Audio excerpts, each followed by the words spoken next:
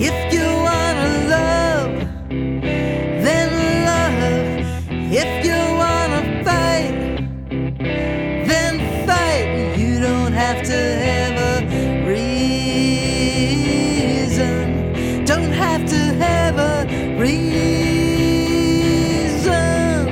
If you wanna walk, then walk. If you wanna ride, then ride. If you wanna hate, then hate. And if you wanna try, then try. You don't have to have a reason in the fighting season.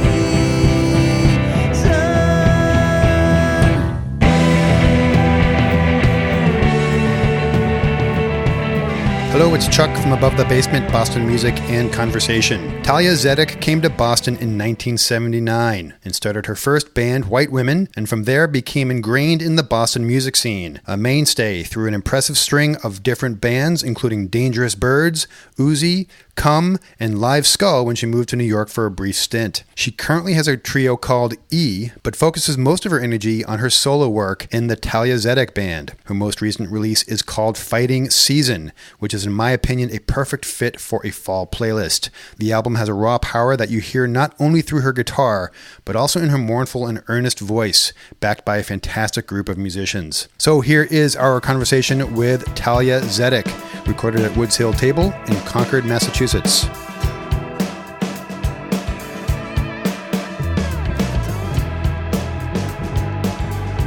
the matter? No, it just looked like the. Are you gonna suck on that level, thing this whole time? It looked like the levels were kind of peeking out. No, I won't. I'll get rid of this. Don't. I had a little bit of a coming down from a little something. No, why don't you move away from her? You don't get her coming sick. down. I'm fine now. You're fine now, and then you have Ebola later. All right, and you can have some water. We got it. That glass is for you too. Oh, okay. You get to take Cool. that home. Okay, cool. It's an above the basement That's for glass. looking at. This is for Oh, drinking. nice. I usually fill it with water, but I didn't get to clean it before we came here, so I didn't want to make you sick like Ron's going to make you sick. So you're coming in from Alston.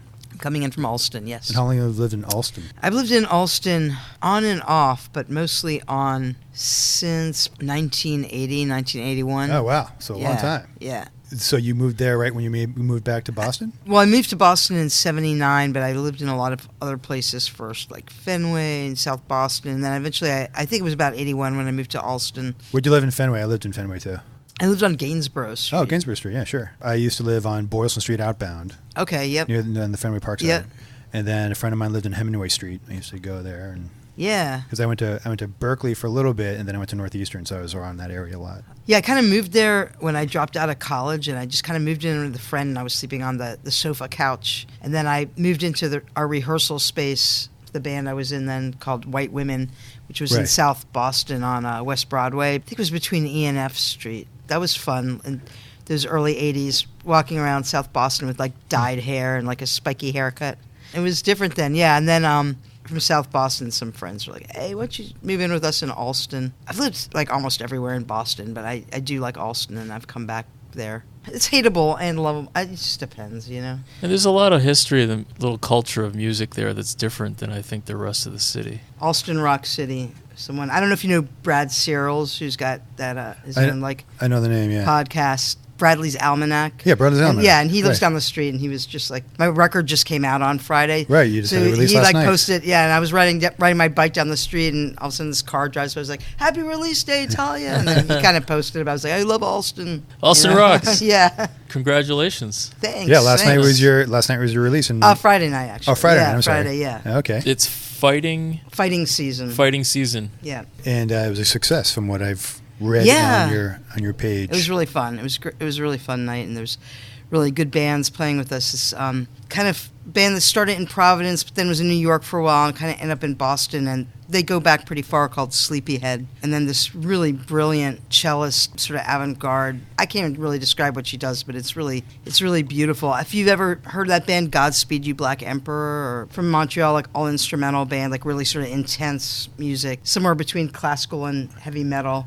But she was great. She's from California and Chicago, so she went on after us, and we were kind of like in the middle, and it was really nice. I don't even know if you remember, but I kind of introduced myself in the chaos of the Sinclair. Oh, I met you I do. at One Night Band. Oh, okay. You it played. One Night Band? That was okay. like over a year ago, I think, right? Well, that was last. I remember there was that huge nor'easter That was right. There was a that snowstorm. flooded, insane. It I couldn't believe that they still did it. So Yeah. I was kind of pissed a little bit, but because I didn't know how anyone would get there, because that was the one that flooded all of Winthrop and all of East Boston, and like all the I think the subways were down. Oh, really? Even, and that was that We really had a nice crowd that night, bad though. one. Yeah, it was really nice. Yeah, it was packed. Yeah. That was a lot When of you fun. have a good Yeah. crowd on a nor'easter, a flooding nor'easter, that's a good sign. Yeah, it was good. You get some dedication. You know what One Night Band is? So Richard Bouchard, he's the one who organizes it. Yeah. And what he does is he grabs a ton of different musicians, and I don't even know when you find out about it, but maybe it's that night, or maybe it's the day before, or that day. Oh, and he combines you all? And he just mixes and matches all these different people who wouldn't Right. necessarily play together, and you go up there and you do It's only for something. one night. One night. Well, It's it's a pretty one-night intense. band. Like, I knew that it was coming up, but what he does is we get together. We met at this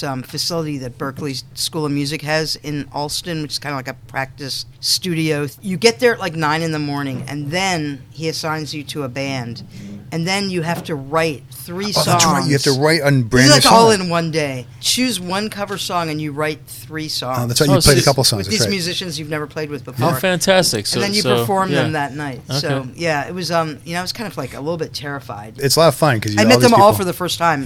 So when Except is for this Jill- every except for year? Jill. I feel like it was in January. Yeah, it was in the It was winter, in January. and he hadn't done it for a few years. Oh, I think. see. It's not an annual thing, maybe. Well, it used to be annual. I but what a think. great concept. And he never has the same musicians. Like, Oh, so you're done. So you only You're do retired. it. Yeah, you do it once. I think a couple times when people have canceled at the last minute, he's brought back someone who's done it before. Like Okay. Jonathan Ullman, who we were I'm talking sure. about off Yeah. mic, has done it a couple times now. Yeah.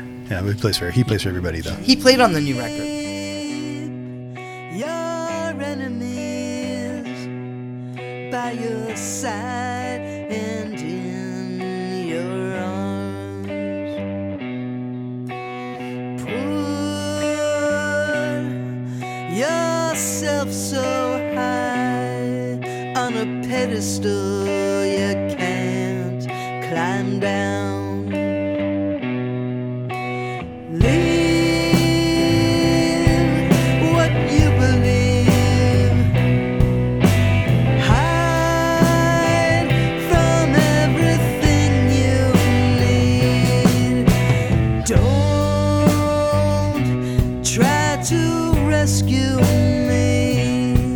You are not the one. Don't need to please me. I am not the one.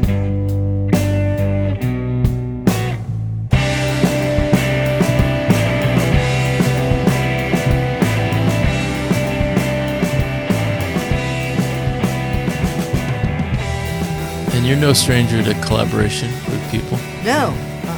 Recently, you've come out with Fighting Season. Before that, I mean, you've had a few different iterations of bands. Yeah, well, I've been doing the Thalia Zedek Band, which is kind of my solo thing, and it's mostly do it with a band, but I've been performing actually more and more solo lately as well. But my regular band consists of David Michael Curry on viola, Mel Letterman on piano. I've got a new drummer, Gavin McCarthy, is playing drums with us now, and Winston Brayman on the bass guitar. And Mel and Dave and Winston have both been playing with me for the whole time, and we've had a few different drummers along the way. And I also have a new band called E that just put out a record right, yeah. in May, and Gavin's the drummer in that band too. So I kind of poached him from E when I needed a drummer for the TZ band. So And didn't you poach the Jay from Dinosaur Jr.?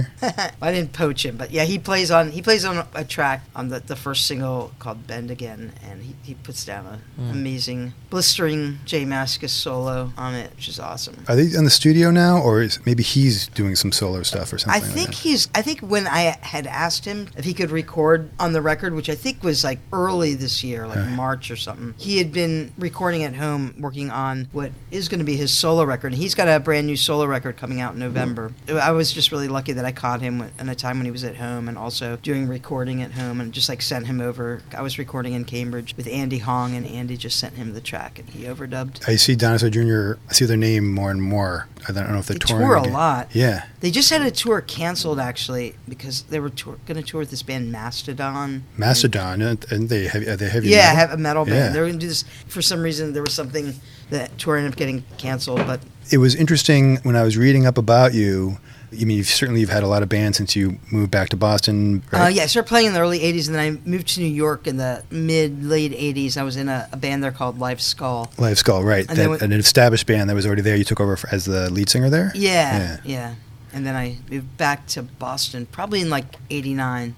Why'd you move back? The band broke up, and New York was like a little bit too hectic, and I got mixed up in some bad stuff there, and it was just Because you grew up in D.C. I grew up in D.C. Yeah. But you wanted to move back to Boston because was it the music that brought you back here? Yeah, and good friends and stuff. Yeah, because you'd been here for a good decade or so. But my point was, you had those bands, and then you started doing some solo stuff, and actually even playing solo, which I read was kind of like something difficult for you to do, something that you weren't used to. Yeah.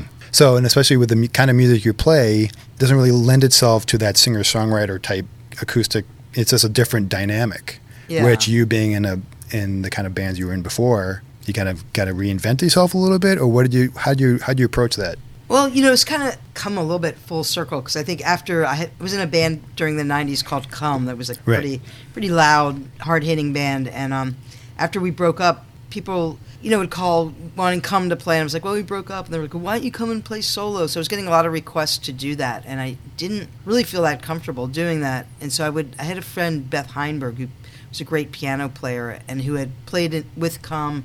We'd done a couple sort of like stripped down, sort of unplugged type tours with her on piano and my friend Nancy on percussion. But anyway, so I kind of recruited Beth to play piano because I didn't want to go out there alone. She's a really talented piano player, really good to play with as a singer, because she actually worked at the time at Boston Conservatory being an accompanist. She's just great to have someone like that behind you. So we worked on a lot of stuff, and then gradually Dave Curry, the viola player, started playing with us, and then I added the old drummer from Come, Daniel Coughlin, on drums, and Winston, then sort of like it turned into a band again, and so I stopped playing solo as much. I mean, the band has had a lot of different versions. For a long time it was just viola, guitar, and drums, and then became a 5-piece in, 2008, 2009, and now I'm kind of like changing it a little bit again, like getting a little smaller, and also finally after all that feel comfortable and enjoy playing solo.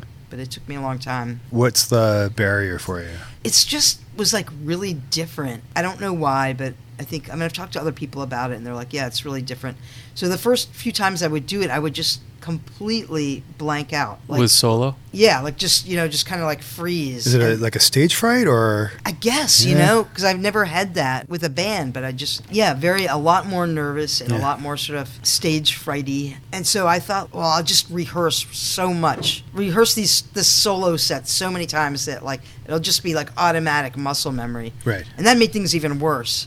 Really? And then I realized that it's like really bad to like over-rehearse. You over-rehearsed It's kind of like, Patti Smith, like when she did that Nobel Prize thing, she picked up the Nobel Prize for Bob Dylan, and she was doing this solo song, and she forgot all the words. Oh. I was just like, man, I have been there. I bet, and everyone's like, oh, she should have practiced. I was like, I bet she's so over-rehearsed for this. And Interesting. then I kind of had to let go in a way. You have to be more relaxed, I think, when you play solo. At least for me, like I had to not over-prepare, try not to overthink it, and not get like hung up on like, oh, I flubbed that guitar lick, or you have to, because it's just you. But you did these a few times, and then did you come out of the shell? So I started out doing like almost solo, and then my old bandmate in Come, Chris Brokaw, who's kind of gone on to become a pretty well-known solo artist and instrumentalist. He was always like, Thalia, you should play solo, and I was like, I don't like it. So I didn't do it for a while, and then I had those really bad experiences when I tried it, and then I was like, oh, I'm never doing this again. But then I started doing it a little bit more gradually, and then I kind of had that moment when I had that really bad show,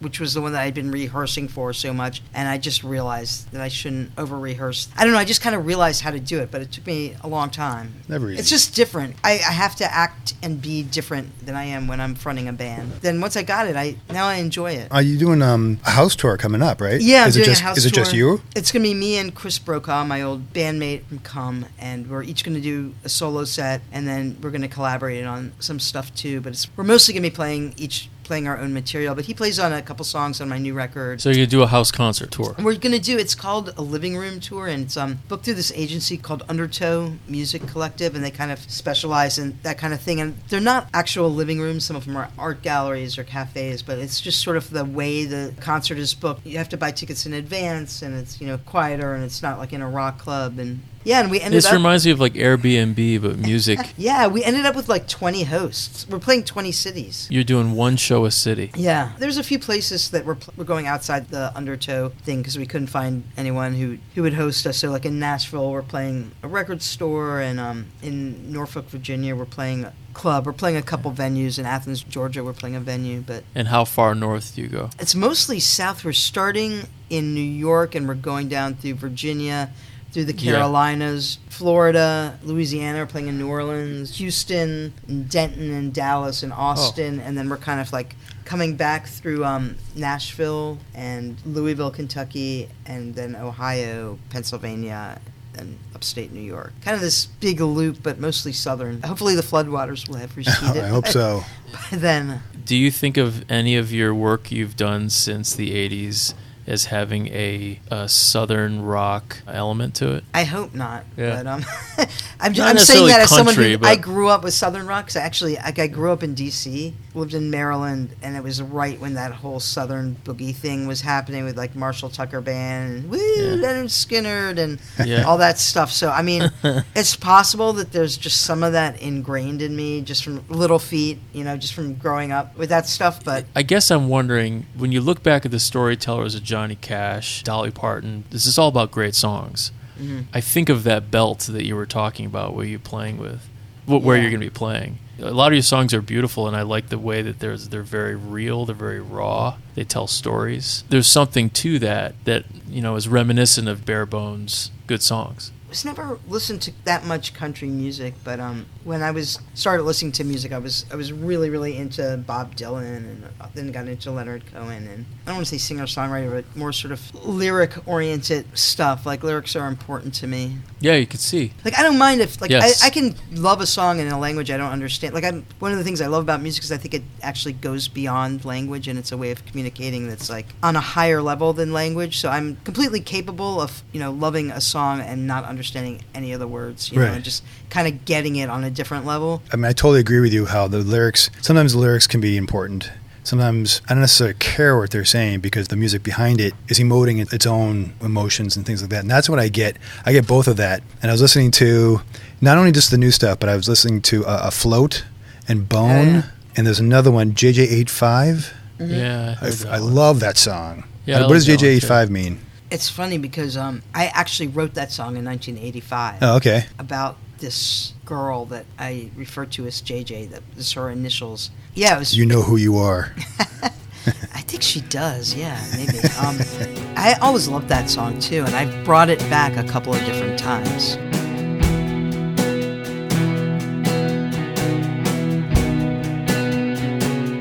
I dreamed I was watching you, acting just like you were all alone, watching from the other room.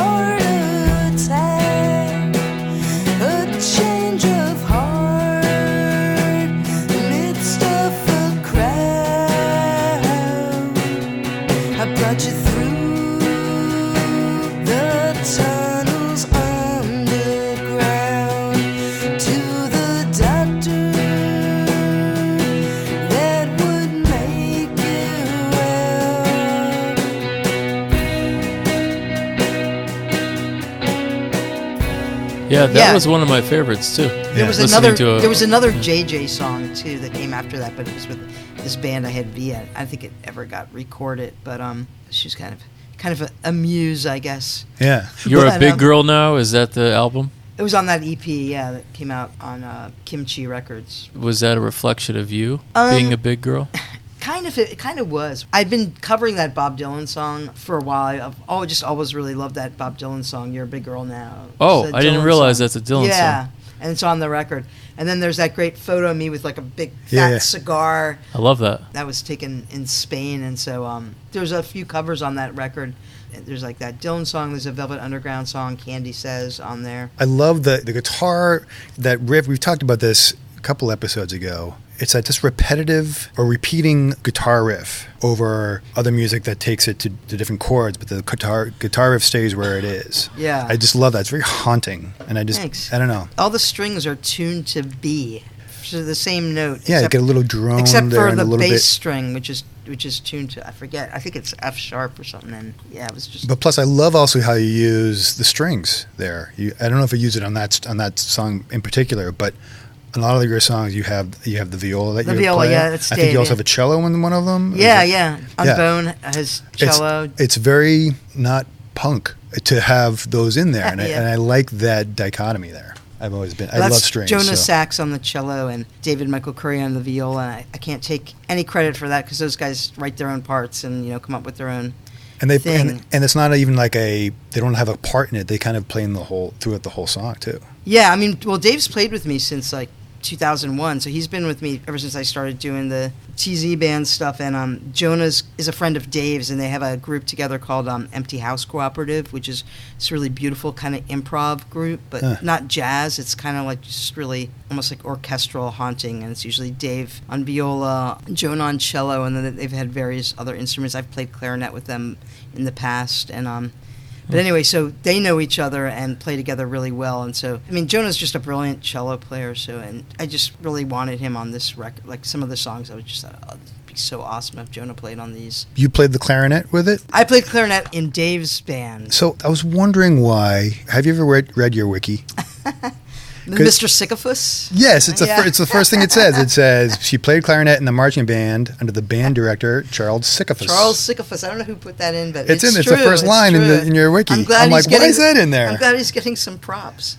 I think that's great too, but he's I don't know. alive I anymore. was wondering why it was in there. I didn't put any of that stuff in there. Oh, I don't yeah, know who did. usually people So don't. it must have been like someone who played with me. But you still played the clarinet. I do, yeah. I mean, I was never a great clarinet player, but I always loved it. And I was first stand, whatever they call it. First chair. I was stand. first chair, but I was not the first of the first chair. I was that same exact Right, clarinet so there's position first, second, in high school. third, so I was on the first stand, Yeah, me too. but I was not the one that took the solos. Like the first chair was Yeah. the person like that. It was. I was there like the second best dude. Sorry, yeah. I You were think- probably like the fourth or fifth. No, I I was. think I was like the no, third a couple or- years in yeah. high school, I was the second guy. There was the first guy, and then me. There were two guys in the whole thing.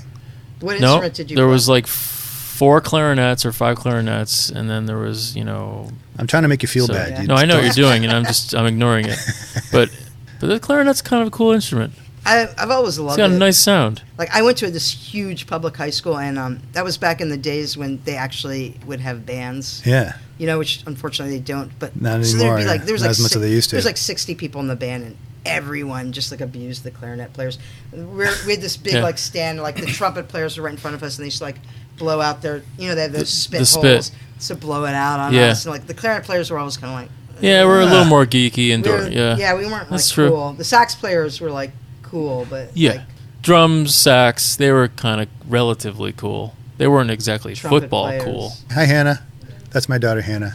Hannah, this is Thalia. Hi, Hannah. Hannah's coming from her piano lesson. Oh wow. I was just kind of going through all the videos that I could find of you and everything. Well, Afloat, I saw a video of you doing, and you had the violist there. I think you were doing in some that BUR bar. thing Yeah, on- the BUR thing, right? Model Cafe and Yeah, also I really like Oh, that. yeah, I love but that then one. also the winning hand Oh yeah. I can't remember which video it was. I saw another video from somebody else, and it was the same kind of thing. They just looked in the camera and wasn't doing anything. Maybe it was Ruby Rose Fox. It was. Okay. Yeah, you were very fascinated with that. It's such a, what's the word I'm She looking hardly for? moved. It was like a portrait, but the very subtle changes. Okay. Yeah, it was. I mean, you For seem 4 to be saying a minutes. few words that you were talking to somebody, and you'd reach out and you'd grab a beer, and you were smoking cigarettes. Yeah. I'm riveted by that kind of study of a person's face who is looking in the camera. You could see it in. I could see it in a museum. That video was made before the record was made by. I have a friend it has shown in museums actually Yeah. all over the world. that piece. Yes, it's by an artist called Suara Welitov who has used me as a model quite a few times, and in exchange for that, I sometimes get her to make videos for me, and There you go. so I'd asked her to make a video for me. I always let her choose the song, and she changed it a little bit and made it longer, made it kind of fit the song. Okay. I smoked a lot at the time. Yeah. But that was Well, a there's little much something- for me. I got so sick because I know you kept on. It was like, let's do another take. Yeah. I was just like, It was like I smoked 15 cigarettes. That made you. They finally made you quit. You're like, okay, that's a good reason to Well, quit. I've I smoked was- 4 packs in an hour. We were both pretty nauseous by the end of that shoot, but I can't remember how many years before the record came out, but it was quite a few. It might have been like, 'cause I remember where I was living then, so I think that video was made in 2004. I think the record that it was used on was in 2010 or something. Yeah, she's a really good friend and someone I've collaborated with. When I was dating my wife years ago, we went with my parents somewhere in Montreal to some museum, and there was all these types of videos with and without music. And we walk in, and we all see the first painting. It was all this like performance art stuff. The first painting was like this buck naked guy dancing for like 5 minutes dancing. It was just like he was just a guy that was like flailing his arms around, and everything else was flailing around. And then your parents bought it. It's on the living room wall. And it was just a 5-minute thing that looped, and it kept on going, and we're just like, wow, that's interesting. It was like a conversation piece. Yeah. Well, it was like that piece. Remember in London, they went into the men's room, Oh yeah. and they had these moving pictures of these naked women on the wall. Yeah. And it I was back in the bar, I remember, and Chuck came out. And he was just like, "Ron, I'm like, you got to you go gotta to the go take a bathroom." leak I was right like, now. "Why do I have to go to the bathroom?" He's like, You'll just trust know me. what I Go to the mean bathroom. When I say it was very odd. But anyways, yeah. That Anyway, was, back that to was London. Yes, back to you. Back Sorry to about Thalia's that. music. That early 80s scene there is so interesting to me. I mean, I can't remember when the Rat closed. When did that close? It went on for a long. I had Probably already late stopped 90s. going Late 90s, there. Yeah. right? But that was like the heyday. Yeah. I had a friend who was in a band called Big Dipper. I don't know if you know. Oh yeah, I know those guys. Yeah. But then that was also along the time of Mission of Burma. Was around Yeah. that time. O Positive, I think, was around that time. The Maps. Did you know that? Did you know that? Yeah. Do you know? Judy Grunwald. Yeah. She's married to Yeah. Dave Minahan. You know David. Yep. But that era of all those bands, it just seemed like a real seminal time for Boston rock and roll, the gritty Right. Yeah. inner city rock and roll. Like, Yeah. there's just. Do you remember that time? Is like, was Oh, that, yeah, Am yeah. I romanticizing it too much in my head, or is that the way it No, I was? mean, I see it that way too. I mean, Boston was very different then. It was kind of in a recession. It was very cheap.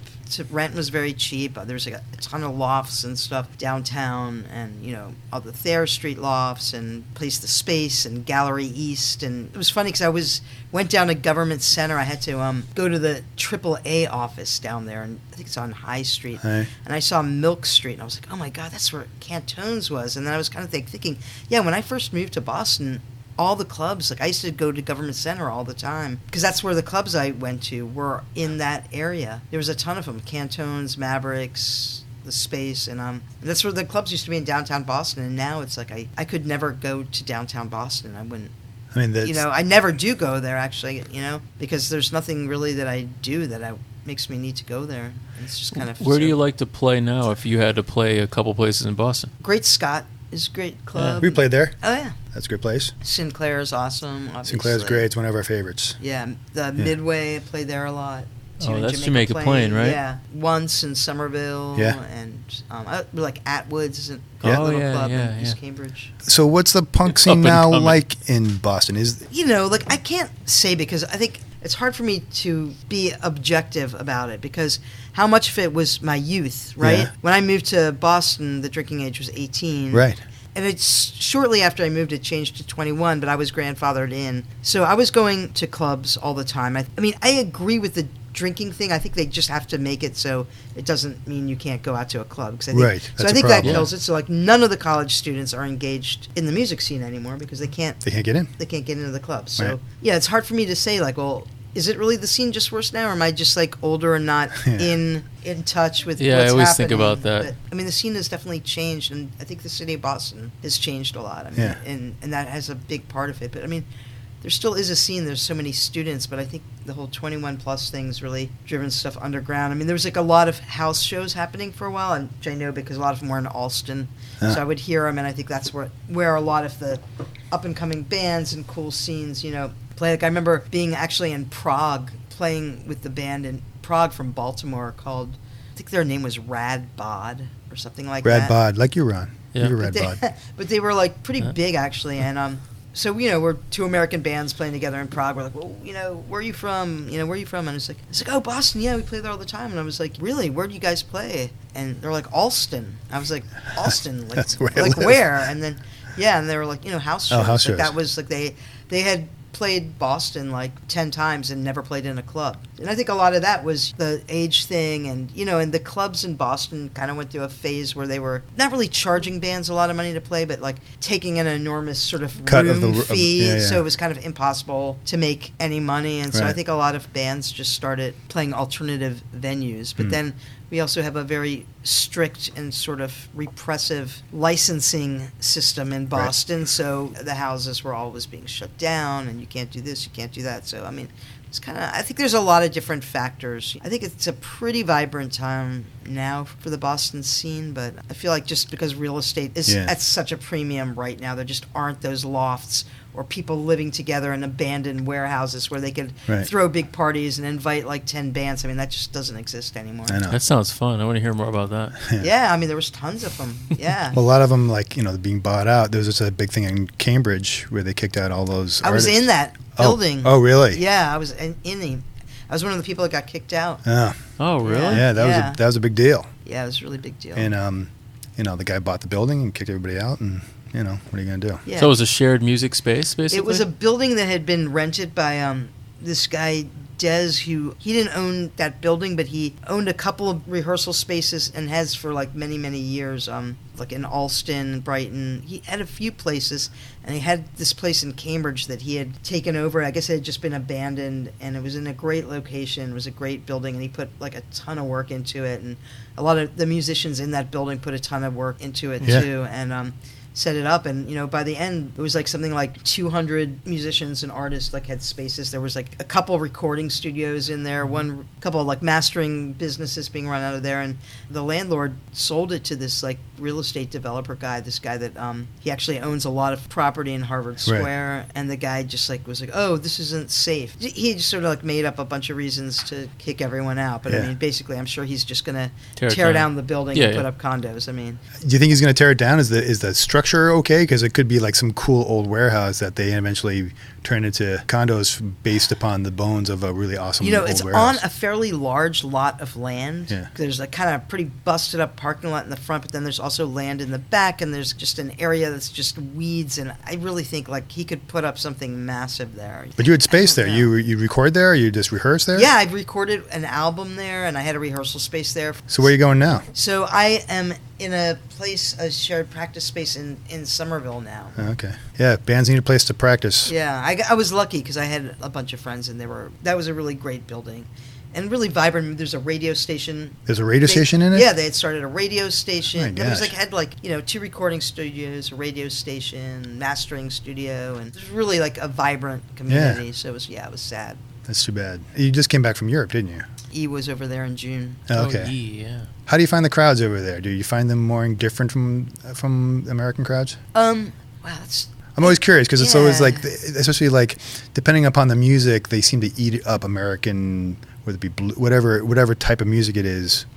I have this idea that they kind of eat it up when someone from America goes over there. But Did you find that at all? There's an element of that. I think it's like not maybe quite as much as it was when it was like really trendy to be into like American bands, you know, in like the 90s. And I think that was like around the time of Nirvana and Mudhoney and all that stuff, you know. It became like really cool to be an American band. And so I don't know. They don't like us anymore. I don't know. I don't know if it's got the same cachet that it did, you know, but you know, it's still, I think, a really good music scene there. And I mean, the great thing about touring in Europe is like you can, you know, be in a different country in 4 hours, right. which are completely different scenes, different interests, different types of clubs. So you can really Different languages. Different languages, yeah. Different cultures. Thank God the same money now. That right. made things a lot easier. I remember just like getting so many different like currencies that kind of sucked. So, but and every country is very different from each other, so it's hard to like classify like just kind of Europe as a whole. I'd say the most into rock and roll, like Spain has always been like a super rock and roll country. Yeah. And Italy, Germany maybe less so. They're maybe more into sort of rap and electronic type music. How about Prague? You said you're in Prague. Czech Republic's been great. I got a really cool booking agent over there now who has this record label called Silver Rocket, this guy Adam, and we've played like all over. Both EA and TZN is starting to do a lot more shows in Czech Republic, not just Prague, but also Brno, which is probably another big city there, and and a bunch of small towns too. It's been really interesting. Huh. Did you play in Budapest? No, I haven't. I don't know. I think maybe it's like too fancy or something. Budapest is actually two places. There's Buda and Pest. Yeah. Did you know this? I did know it. I've never been there. I didn't know that but until I've heard. someone told me that. So It's I'm also the, where Constantinople was. I'm the dumb one here. And the I guess. Danube River divides them. Because we were over there, and they said you got to go. And I think Buda's the upper one, and the Pest is down by the river. I think I can't remember which one it was. Which is the cool part. I don't know. I've played in Pest a few times. I've just never I'm played betting in the cool Buda. part is down by the That's river good. because I think the richer part is up high or something. Prague is awesome. I love Old Town.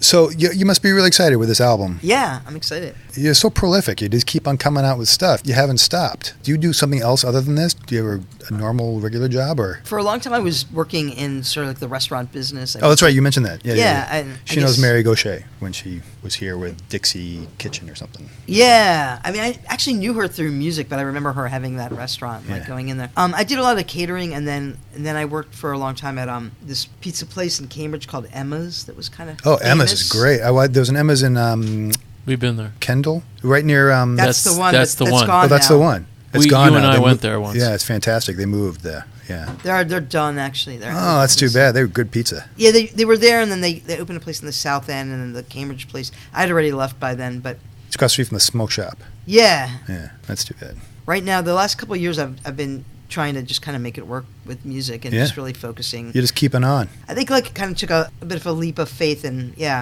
so I'm just playing a lot more now, and still doing the occasional job in between. I was worked at Once for a while. Do you know that One place in Somerville. Yeah, Yeah. that's kind of my day gig.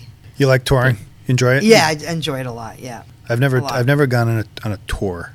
it's a lot of waiting around. Like a friend of mine always tells this joke that someone asked Charlie Watts, so you've been in the Rolling Stones for 50 years, like what's it been like? And he was kind of like, it's been like 46 years of sitting around and like 4 years of playing music. Probably a lot less glamorous than you imagine, but I just like traveling. I like being in a car or a van and seeing the countryside pass and Sure. kind of like being in a new place every night, you know. Especially going to Europe too. I mean, that must It's be amazing. fun. Sometimes like the hanging out in clubs for hours and hours and Yeah. hours gets old, you know. Yeah, I bet. Well, the thing about a tour is a tour's end. Yes. And so, Well, then a new one begins. Right, Yeah. but I mean, I think that there's a nice ebb and flow no matter what level you are in the music Right. business. I mean, it's like really exciting to go to like down to Nashville and down to Atlanta and then go out to, and then you're done. And then you can do it again another time. And Right. just, I think it'd be Well, plus a I think blast. it's also different, especially if you're doing like a living room show, Yeah, where you're really kind of connecting with the audience. They're like sitting right there in front Yeah. of you, rather than just being. That's going to be interesting. I've done a few of those shows before, like a couple times on tour when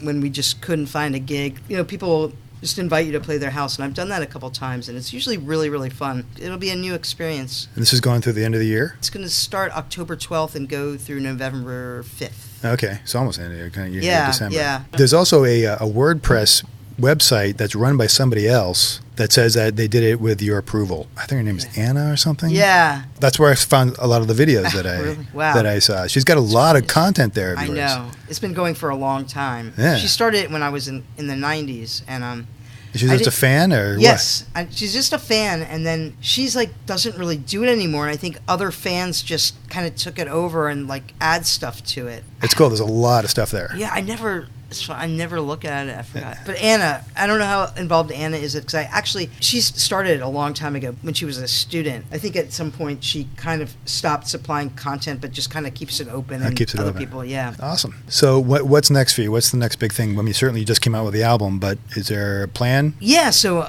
I'm doing this big tour. She's going on tour. I know the tour. I know the tour part. That's the tour part. After the tour part, I'm going to do this tour in October, and then I'm working right now on booking a tour for Europe for January and February. Oh, great. Do you have to buy a separate seat for your guitar on the plane? Oh, God. I read that article that you just posted. The guy had to buy. That was my friend in Spain, Frank Baruto. Yeah, he had to buy a seat for his guitar. He had to buy an extra plane seat, and then they overbooked the flight, so they asked him to put his guitar overhead, and he's like, "I paid for this seat. No one's taking this guitar out of this seat," and they didn't let him do it. So they're like, Good for him. "Excuse me, sir. Could you put your guitar in the overhead baggage?" But they wouldn't let him do before. That's why they made him buy a seat, and he was like, "Nope." Yep, and you don't want to check it because it'll be destroyed. I've seen so many I have pictures to check of it that. now. So now really? I got this really, really heavy duty case that someone left in my house like 20 years ago. That's it's like an anvil case. It weighs Excellent. like 50 pounds. Weighs 90 pounds without the guitar. And and I used that the last time because I can't take the chance anymore. Yeah, I wouldn't blame you. Got to put a lock on it too. Is there a lock on it? No, really? Because they have to be able to open it. That's true. And then they'll break the case. Yeah. Well, can you pull it out and play something for us? Yeah, sure. Yeah, We'd love that. Yeah. All right, hold Yeah. on a second. Let me put this down. So this song's called "Of the Unknown." The unknown.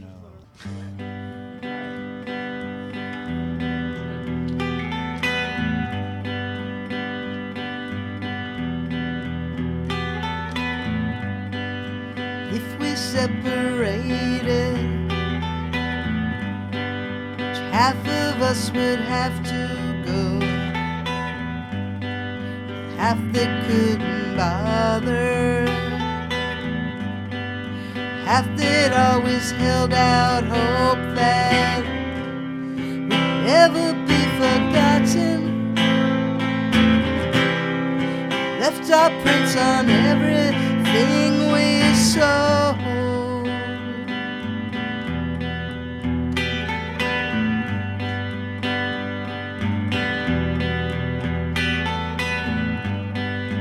Why would they divide us? Everyone around here knows we've been this way forever.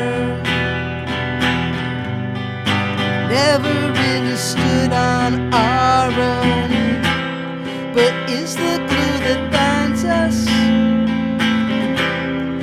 together just the fear of the unknown?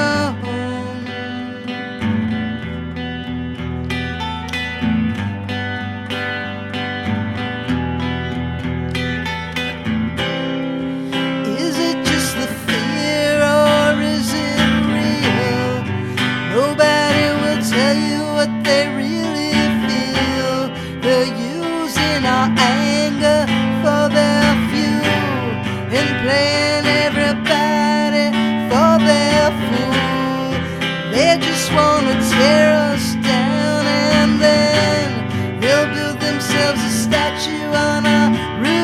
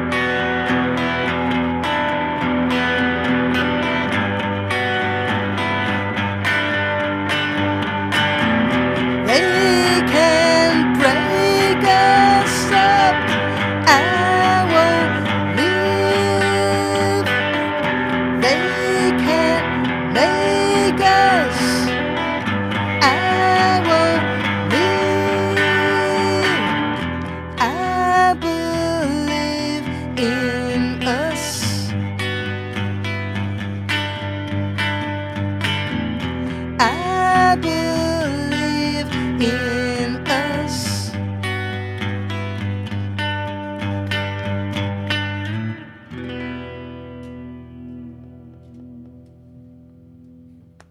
Excellent. That's awesome. You want to do one more? All right, I'll do one more. Okay, great. What are you going to do? This one's called Ladder. It's also Ladder. off Okay, the new I know record. that one.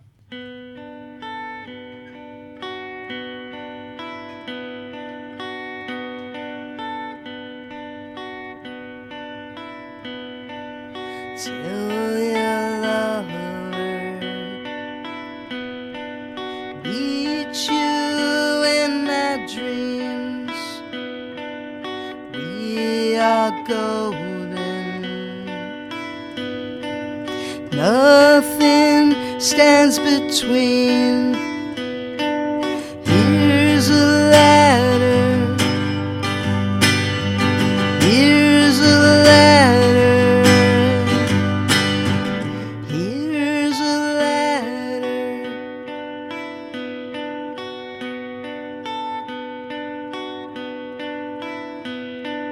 Here's a highway. Take it when you leave. I'll go my way.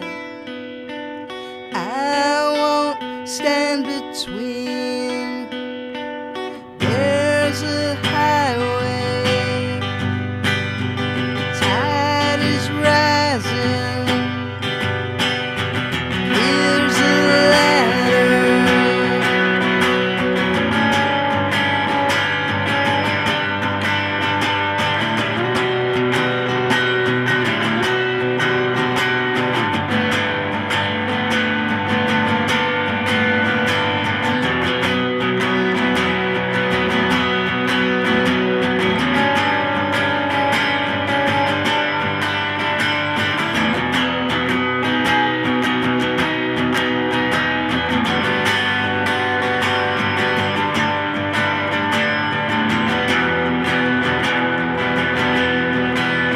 Like the light is to fire, and the darkness is to light. We can rise if we try.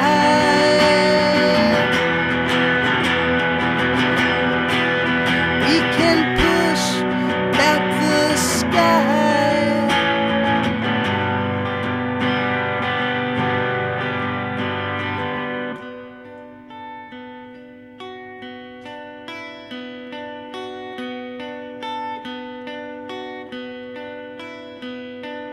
Is it falling? Catch it in your hands. Spells are broken, floating back to land, pushed by fire into the spiral. Here's a ladder.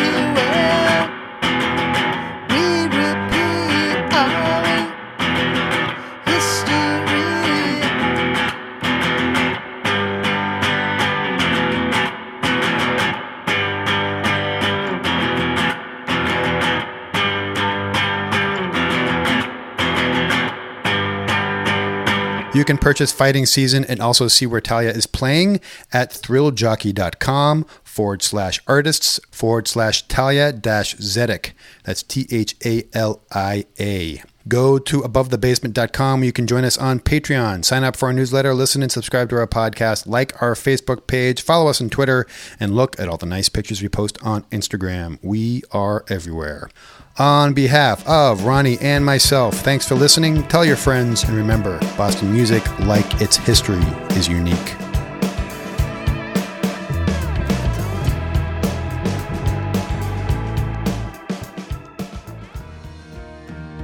How would you like to join us in creating great conversations that inspire and connect? Patreon is a membership platform that provides a way for creators like us to build relationships and provide exclusive experiences to subscribers or patrons.